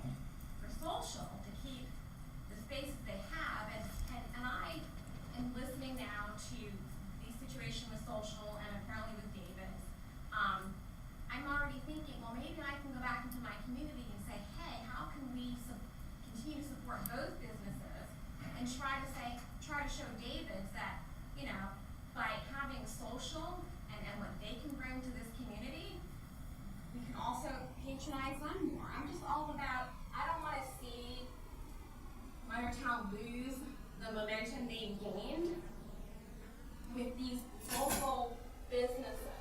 I'd rather continue coming to Leonardtown, to Fenwick Street, than go anywhere else.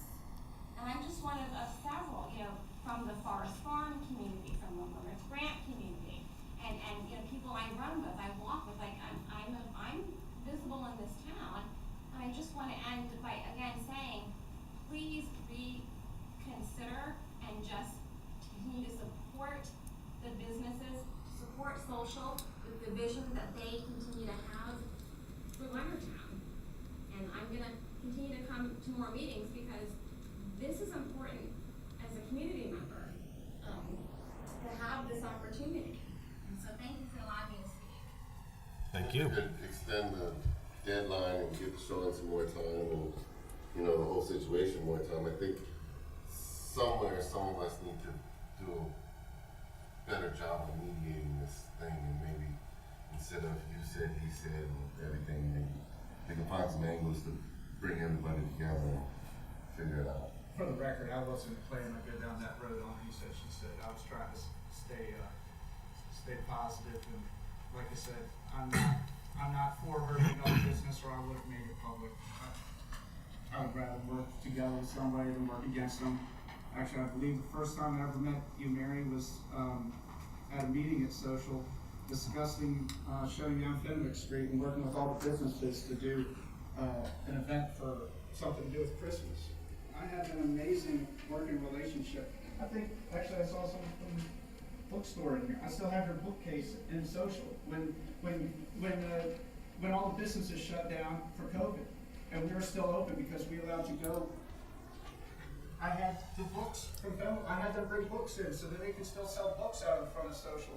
I had the Board and Brush bring in paintings on boards so that they could still keep selling items while they were shut down out of Social, and a number of other ways that I don't feel like going down, that I've tried to do everything I can to support my neighbors. Unfortunately, I decided to try to put a rooftop bar on the Social, and that did not work with David's plans. And ever since then, it's been an issue, to say the least. Okay, thank you. I'm just sorry, Dan. I'm not trying to get into the weeds on it. I don't want to worry about it. I just wanted you guys to focus on a parking spot that town controls and how they think that space is best utilized for the town's strategic plan and where they are investing money. If not, if you guys are looking into investing into parking, I would really like to see something happen with the parking garage. That's all it is. So, Sean, will you know something by December 1st? That would be my question. Will you know something by December 1st? Absolutely, yes. So that's why I was recommending December 31st, just to Yeah, get. And, no matter what I do, it's not going to be an overnight thing. We're going to December 31st. Did you tell David October 1st? We had talked about October 31st. Yeah. But he said as long as there was an end date, he was fine with it. And I think that he thinks that the end date is the 31st. Well, yeah. He does think the end date's October 31st. Okay. That's I mean, what he but said. his comment was as long as there's an end date, so. I think each of you have to think about the economic development, what our strategy is, not just for social outdoor seating, but people are loving it. People are wanting it. We're going to have to readdress all the outdoor seating at some point if you're putting it away in the winter. We're hearing a lot of outcry, and we've seen a huge uptick in people. We know the outdoor seating is working. So, you need to decide what strategy you're going to go with, and if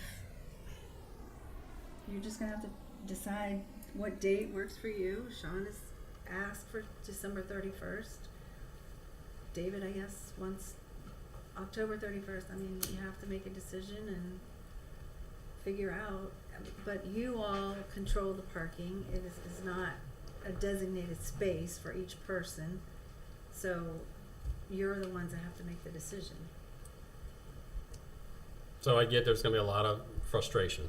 I understand on all parties, but to me, I'm trying to make this as easy as I can and solve what's occurring here. Whether I need to go out and start, I'm not trying to get in the middle of any feud between businesses, but if I need to start talking to everyone, I will. I have no problem. Everyone knows I'm all about communication. Communication's the key, and how you deliver your message. So with that said, this is just my opinion, and I'm sorry if everyone's not happy. I think we just go to December 1st. Sean, we reevaluate what you have going on. I hope in the meantime we can talk to David, talk to you, Sean, and try to bridge this together. And I guess by December 1st, if we can't, then that's going to be the final. Just my opinion. Well, I think whatever date we. But agree on, outdoor let's seating, just just real quick, Nick, but Yeah, outdoor sorry. seating, but outdoor seating, as everyone knows, is popular in town. I get it. New people are moving to my development. New people are all over town. That's all I hear is outdoor seating, outdoor seating. I don't want it to go away. I get it. I hear more positive about the outdoor seating than the negative. But I understand we have the frustration growing right here on Fenwick Street, and somehow I just want it fixed. I don't know how to fix it yet, but I'm willing to talk. I'll do whatever I need to do. So that's it. Do we need a consensus or a motion? I think you need to make a motion for the letter. I mean, he's got to go back to the liquor board. Yeah, you gotta have a letter of So, support. I mean, if you say with it. December 1st, I mean, then he's back to the liquor board for October 31st through December 1st, and, you know. Which isn't very long, yeah. If we would say December 1st, we've got to make a decision. I mean, It's a 2-month process. Yeah, to to get on the the turnaround on right. I mean, whatever happens. you have the holidays. I mean, can you just consider December 31st and be done? So he goes back to the liquor board one more time, get through the holidays. I mean, you're going to have holiday parties. I don't know. I mean, Is this the only area we have temporary seating left? yes. I would just agree that I think that it should be the 31st. The holidays, you know. Yeah. I mean, There's not anybody sitting in this room, for the most part, I'm sure it doesn't go to a holiday party somewhere. Now, a lot of us go to the winter. Winter's in right now. Period. Every restaurant. Whatever is, have a ball. Businesses are have a ball. I mean, hopefully by that point, Sean can be close to getting to his new space, and this can be resolved. Yeah. I mean, and the only issue I have with December 31st is it's a Friday right before New Year's. Other than that, and I'm just factoring in Yeah. that. Okay. Well, whatever date, Yeah. we just have to.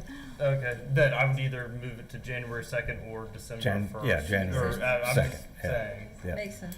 Yeah. Anyone care to make a motion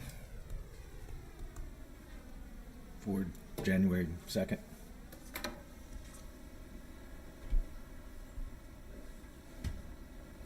So that's what we're leaning towards now, the second. Right. Because the Get through 31st the is a holiday. Friday before New Year's, I would imagine it would be beneficial to him to have that open if we were going to keep it that long currently. So I just think in the meantime, I just hope that we do have, Sean, you know more, and that there's a lot more positive conversations occurring to try to make this work. And Jay, I'm going to support you, and I will say this to you, Sean, because I've known you just enough time. I've known David for a lifetime. I'm my first dog for them, as a matter of fact. Because their dog got out, mixed it up with another dog, was supposed to. But I'd be glad to sit down with you guys and try to facilitate some sort of truce on that.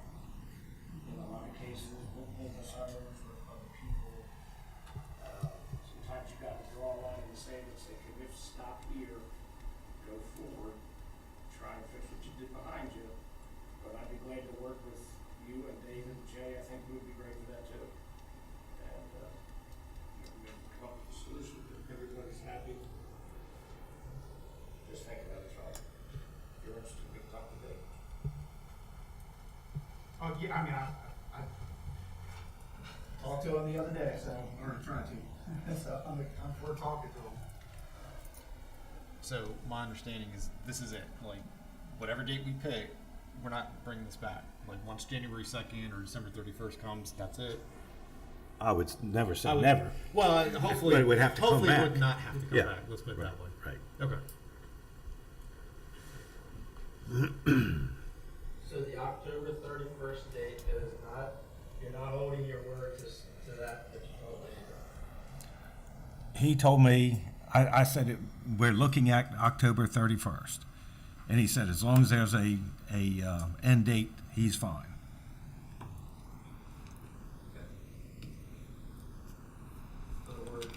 This is the first time that they're making the decision on this. We didn't have it on the agenda before when the other seating went away. I don't think anyone has committed to, and we haven't even taken a vote here to know where it's going to land at. So Right. I don't think there has ever been a committed date to anything until you make the decision today, because it's the first time it's been on the agenda for the final decision. Liquor board, the show, didn't they say 31st October? That's all he's asked for at this point. Correct. Yes, yes, because that's all we had talked about. What if we just did the end date as October 31st, and if Mr. Breck can work with them, and then we'll let him go back to the liquor board? I know that doesn't give you. I would say against that is because they're already, the meeting agenda's already being set for the liquor board. Yeah. The deadline is already. I can't get in front of the liquor board in time enough to get permission to then stay past October 31st. It's way out. That's why Joe is Right. here trying to get on the agenda for the October meeting, for instance. Yeah, I understand, but. Do we know what David's, I mean, I know we're looking at their busy time and making sure social, giving them some leeway, but do we know what David's busy times are? Is it Christmas time too? I mean, are we giving one more than the other? Well, as I said, we were trying to do for everyone. We Right. added the No, I two know. 20-minute spaces. I have the wayfinding signage that should be in within 4 weeks. It's in production right now. I'm ready to move forward. I want to give you an update tonight on the L-Town Alley. I think that we're working to try to better it for everyone. I don't think anyone is trying to pick a business over another business. And I would say, I'm not asking you guys to pick another business either over it, and I don't want to speak for David. Unfortunately, David's never come to one of these, and to speak on his own about how it's going to impact his business. I would, like I said, be more than happy to have that conversation. I would actually like to hear how many times people, after a few mimosas, go in there and purchase something. I mean, it might work out for him, like you said. But his facade takes up 2 parking spaces. And like I said, I don't want to speak for him on how that would impact it, but I want to make sure you guys are clear. I'm not trying to take up his entire front facade. He's got he actually has 2 units. So it's only part of that unit that we're even discussing right now. So as far as having a parking space in front of his building, he still has that right now. He still has one available for in and out. And unfortunately, in Christmas time, there's a lot of people that like to get their hair done too. And I love to skate. They're great. They come in every day, but a lot of our parking usually goes to them. Yeah, it's But not we did add the designated. 2 20-minute parking spaces, Right. one on each side. And so. I'm trying to work with Christy on ideas for monitoring it a little. I mean, she's not a parking parking maid, but trying to look at how we can monitor it better. We put signs out showing, to make sure it's very visible that it's 20-minute parking. It's not, if the space is opened up, if the seating goes away, it's not gonna say David's Flowers parking. I don't know who's gonna park there. No one on that street It could be has somebody going to the designated Rex, or it could Right, be anyone. so, we're doing everything we can to try to make the parking situation better for everybody. And I think we need to continue to do that. May I also bring up, everything here is about parking and businesses. We are employees. We make tips. So that seating is crucial to paying back my student loans. I got screwed over by COVID. I need to be able to pay for everything, And it's like, if you take away 4 tables, that's making $50 in my pocket. That goes a far way when you're young like I am. And I wish that you would consider that too. It's not just Sean's money, it's ours.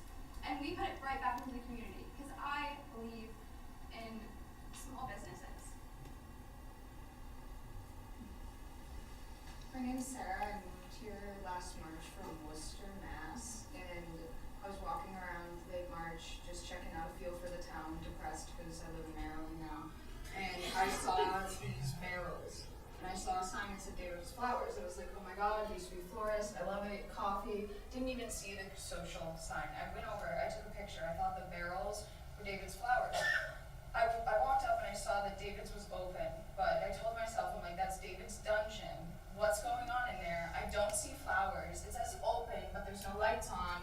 And then I looked over and I saw cocktail and espresso. It was raining and I walked into social and immediately was greeted with the most love and community. And I'm disabled, I'm broken, I'm dying, things suck. I love eating outside. Food tastes better outside. I feel like everyone's like, oh, like you spend so much time inside, you're becoming a robot. You forget what it's like to be able to take your shoes off for a second and enjoy your food. You forget what it's like to, it takes me hours to eat a meal. When I'm rushed, like as a worker, just that 30 seconds of sun on my face is worth it to go outside. Also, I'm from Boston. We're gonna eat in the snow. I'll be there at 3 a.m. shoveling 6 feet of snow so we can have our fire tables. It's all about connection and being one with your community and people.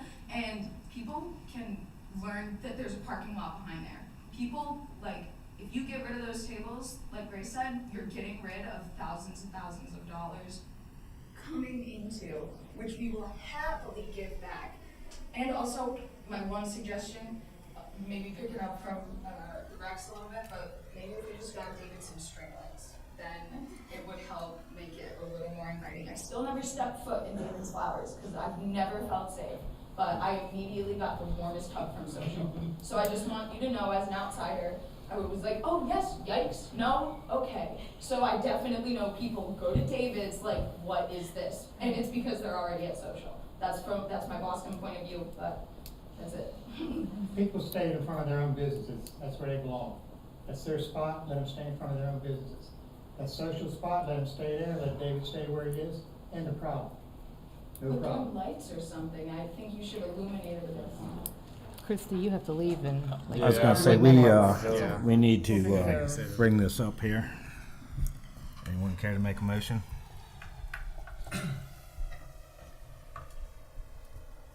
All right, so I know a lot of conversation still needs to happen, but we do need to wrap this up. So I will move that we approve the social parking spot until January 2nd, temporary seating. Okay, we have a motion. Do we have a second?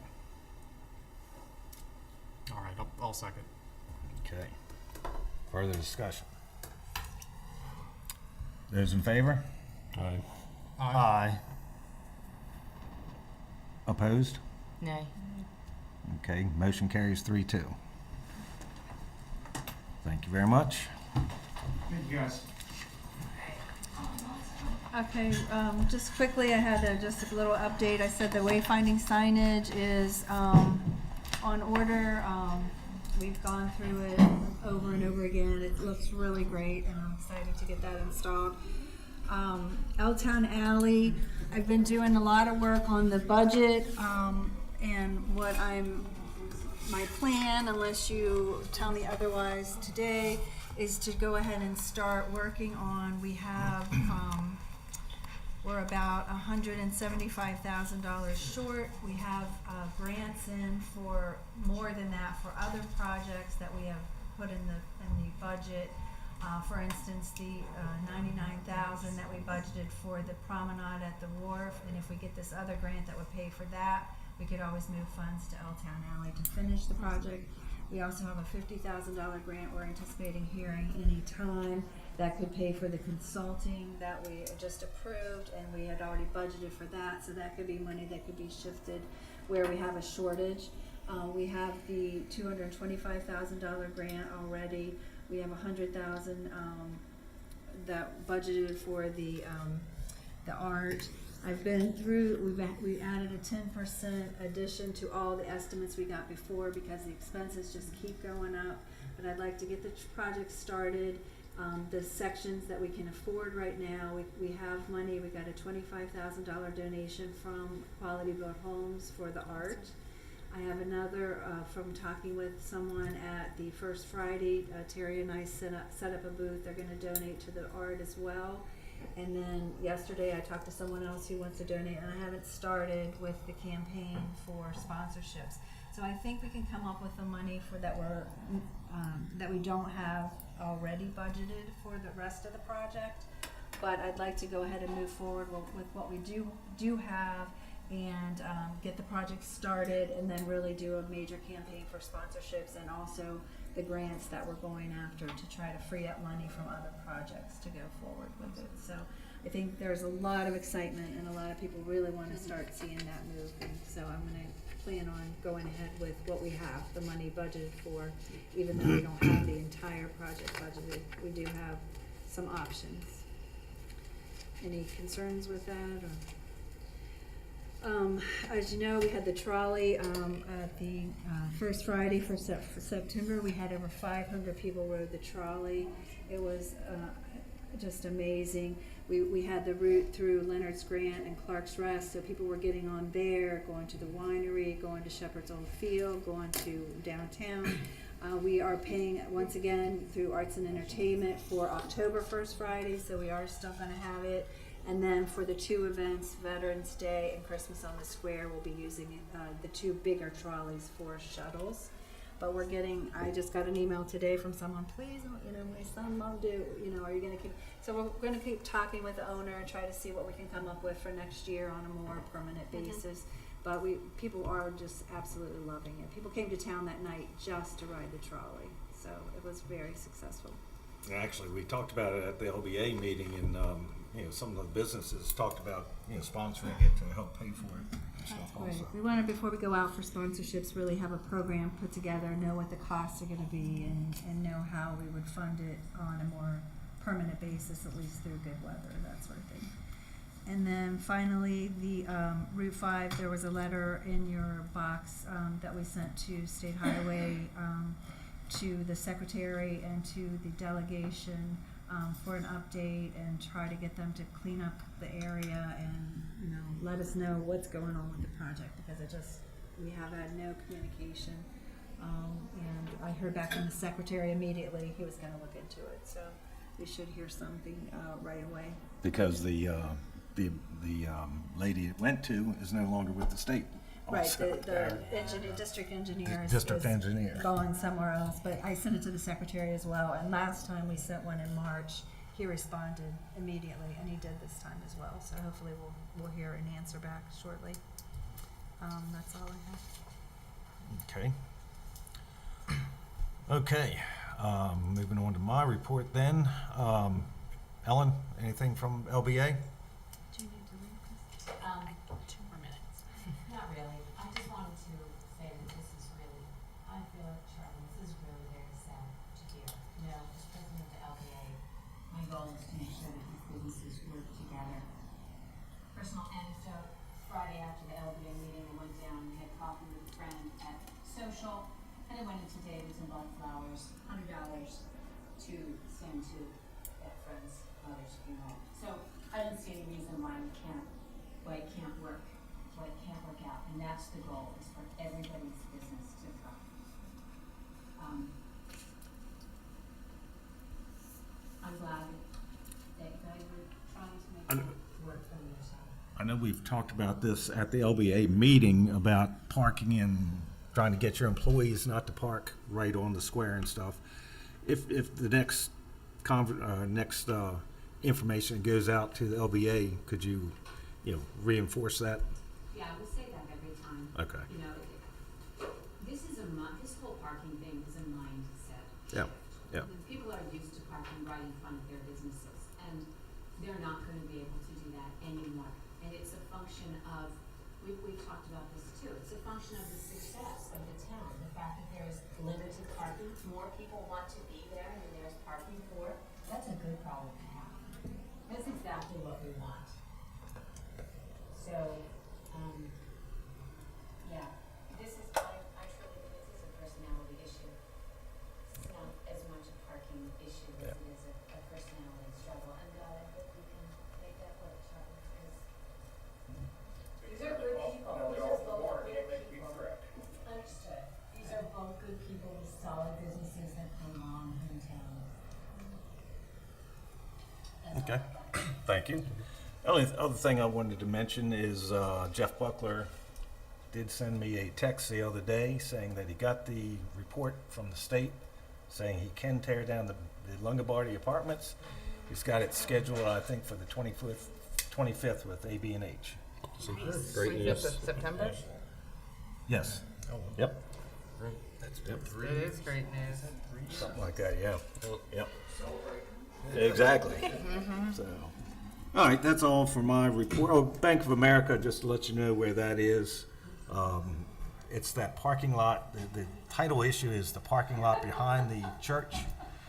It was actually originally owned by the Center Corporation, which was owned by all the buildings around it. So like David's Flowers owns a portion of it. I own a portion of it.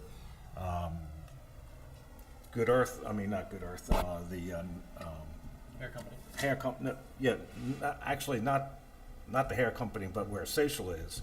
That one is part of it, the church.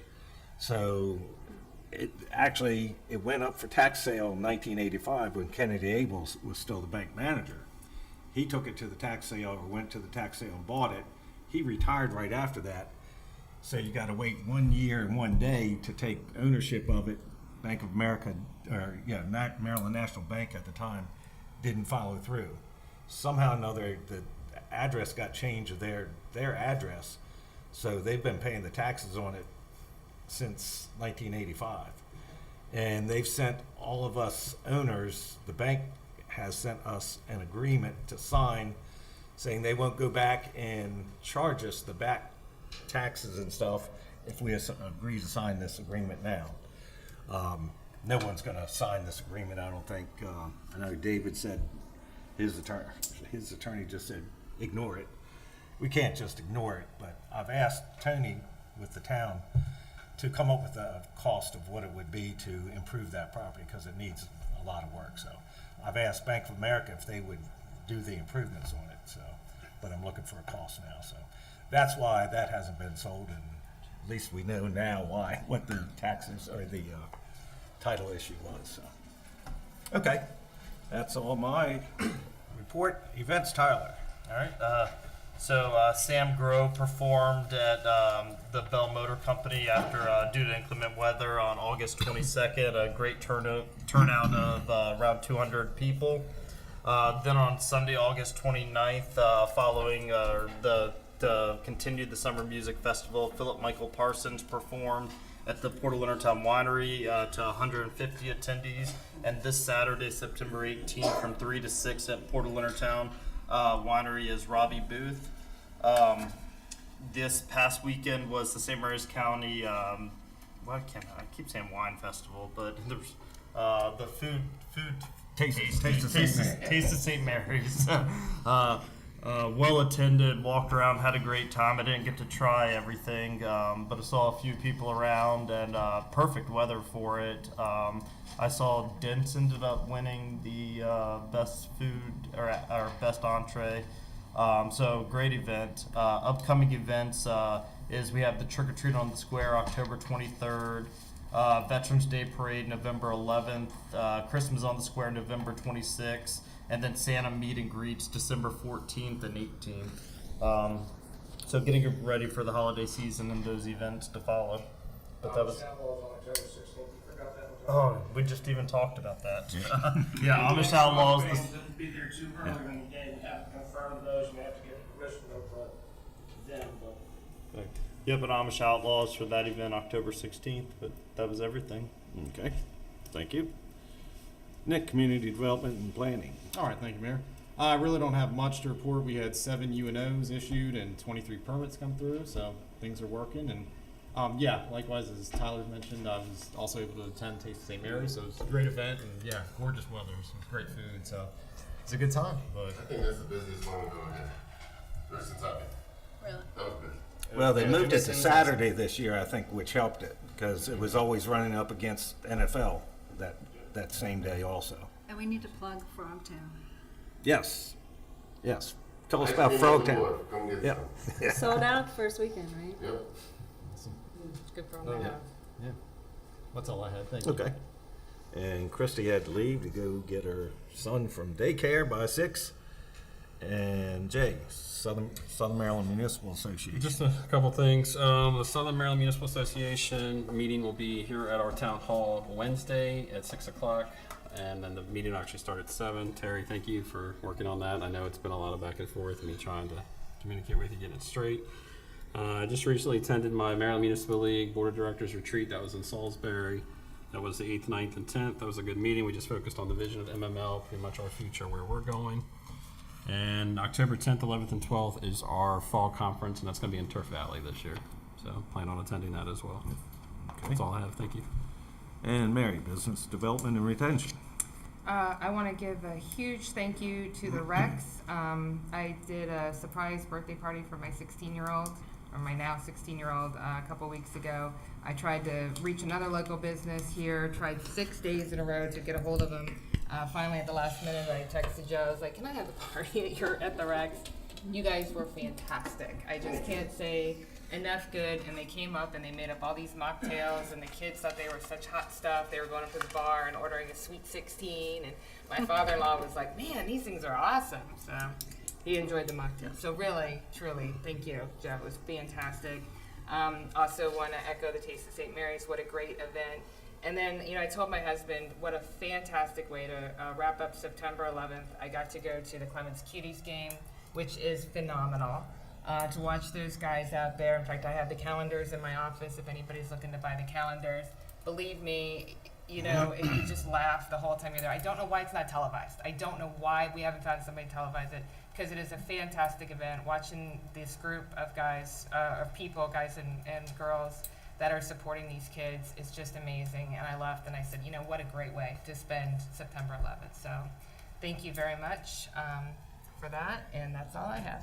Okay, thank you very much. If there's nothing else, I'd entertain a motion to adjourn. Move to adjourn. Second. All in favor? Aye. Thank you very much. Who's gonna, see you later. Who's gonna participate in the fair parade? Not this year. I won't be.